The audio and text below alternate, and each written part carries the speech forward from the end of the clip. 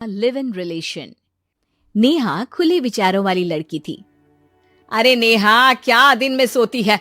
ससुराल में ऐसा नहीं चलेगा, वहां तो काम करना पड़ेगा। काम जितना काम होगा कर लूंगी माँ, पर अगर कोई ये कहे कि सारा आराम छोड़कर सिर्फ काम ही करना है तो ना भी ना, मुझे नहीं करनी शादी।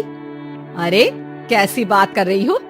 अच्छा चलो जाकर नहा लो, मैं नाश्ता लगा देती हूँ, फिर तुम्हें कॉलेज भी तो जाना है। नेहा कॉलेज के लिए निकल जाती है। वो सोचने लगती है कि ससुराल में वो कैसे मैनेज करेगी। क्या हुआ नेहा, परेशान लग रही हो? अरे यार, तू तो मुझे जानती है ना, मुझे अपनी लाइफ बिल्कुल परफेक्ट चाहिए, लेकिन लग नहीं रहा लोग मानेंगे। यार कहीं मेरी शादी ऐसे घर ना हो जाए जहाँ मेरी जिंदगी ही नरक हो जाए।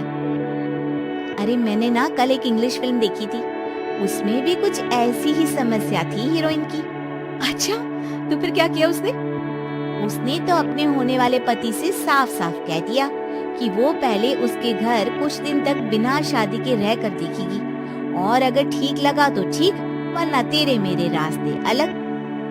अरे हाँ यार, ये तो बिल्कुल सही आइडिया दे रही है तू मुझे। चल मैं तो चली, थैंक्स यार, तूने मेरी प्रॉब्लम सॉल्व कर दी। ये बोलकर नेहा खुशी खुशी वहाँ से निकल जाती है, लेकिन पीछे से उसकी सहेली कहती है, अरे नेहा, नहीं नहीं, कुछ नहीं सुनना मुझे। ये बोलकर वो वहाँ से चली जाती है। हे भगवान, पूरी बात सुने बिना ही चली गई। अरे वो तो विदेशी फिल्म थी, वहाँ सब चलता है, लेकिन ये तो भारत है, सभ्यता और संस्कारों वाला देश, जहाँ शादी से पहले लड़की को ससुराल में नहीं रखा जाता। खैर, नेहा मस्त होकर घर आती है। नेहा, कल तुझे लड़के वाले देखने आने वाले हैं, और हाँ, इस बार कोई बहाना नहीं चलेगा। हाँ हाँ, आने दो आने दो, मैं तैयार हूँ शादी के लिए। अगले दिन लड़के वाले आते हैं, जहाँ लड़का कहता है, मुझे अकेले में लड़की से कुछ पूछना है। हाँ हाँ, क्यों नहीं बेटा, जाओ नेहा, घर तो दिखा दो इन्हें। नेहा भी खुश हो जाती है कि उसे मौका मिल गया है लड़के से अपनी शर्त रखने का। देखो, मुझे ना शादी से बहुत डर लगता है, पता नहीं कैसी लड़की आए, तालमेल बना पाए कि नहीं मेरे परिवार से।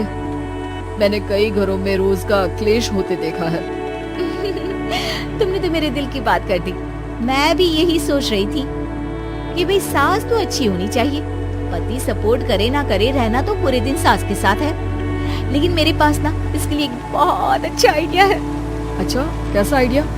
क्यों ना शादी के पहले मैं कुछ दिनों तक तुम्हारे घर आकर रह लूं, तुम लोग मुझे समझ लेना, मैं तुम लोगों को समझ लूंगी, ठीक लगा तो शादी, वरना टाटा बाय बाय। क्यों? लड़के को नेहा की बात में दम लगता है, वो घर के सभी लोगों के सामने नेहा की बात रखता है। अरे पागल हो गई है क्या? ये कैसी शर्त है?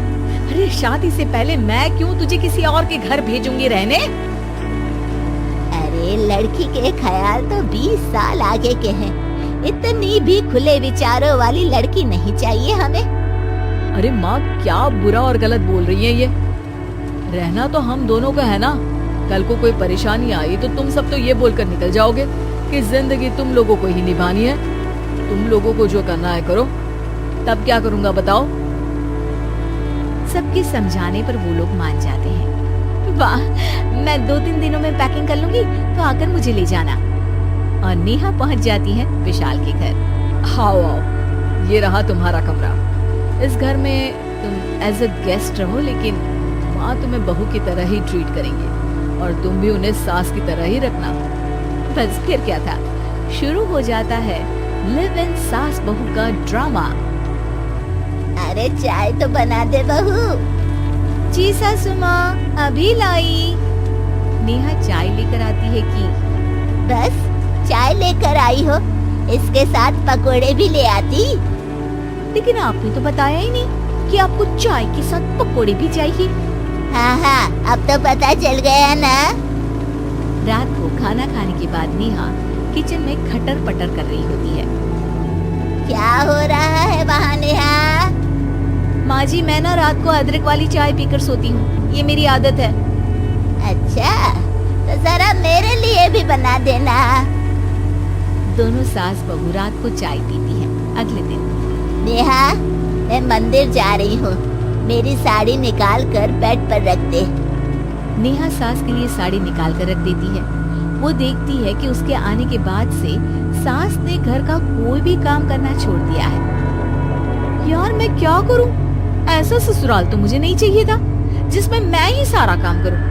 मैं तो ऐसा घर चाहती हूँ जहाँ सास और बहू दोनों मिलकर किचन में काम करें।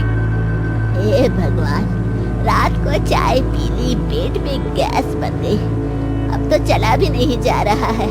मुझे तो ऐसी बहू चाहिए जो हेल्थ के प्रति कॉन्शियस हो, क्योंकि वो ठीक रहेगी तभी तो मैं ठीक रहूंगी। दोनों समझ जाती हैं कि वो लोग एक दूसरे के लिए नहीं बने हैं। अगले दिन नेहा, जरा चाय तो ले आना। नेहा चाय के साथ जिलापी बनाकर ले आती है। सास खा पीकर सो जाती है। अगली सुबह तेरी बुआ सास आ रही है, उसे मैंने तेरे बारे में बताया है। तभी वहाँ गंवार से एक महिला आ जाती है। चलो यहाँ से निकलो, कुछ नहीं है खाने के लिए, जाओ। ए नेहा, तमीज से बात करो, ये मेरी ननद यानी आशीष की बुआ है। हाय रे दैया, इतनी आकड़ वाली लड़की, अरे यही है ना जो शादी से पहले ही आकर बस गई है यहाँ पर। बस नहीं गई हूँ, बसना है या नहीं ये डिसाइड करने आई थी, लेकिन इन लोगों के रिश्तेदार इतने गंवार हैं, तो मैं तो ना कर रही इस घर में शादी। अरे भाभी, और क्या कमी थी हमारे आशीष में जो आपने ऐसी लड़की की शर्तों को मान लिया? अरे वो तो आशीष के कहने पर मैं झुक गई, वरना ऐसी लड़की को तो मैं घर में घुसने भी ना दूं। हेलो, ऐसी लड़की कैसी लड़की? हाँ, बिना समझे मुझे शादी कर लूं?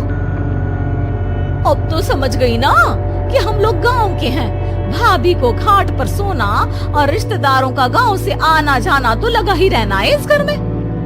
हाँ हाँ, मैं तो किसी मॉडर्न घर में शादी करूंगी। ये बोलकर नेहा वहाँ से चली जाती है।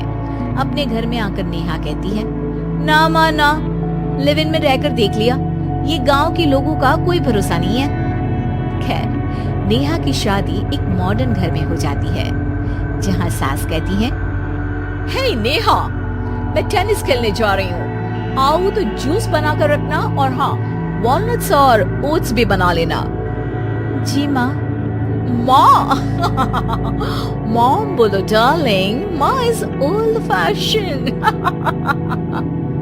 बेचारी नेहा सर पर हाथ रख लेती है।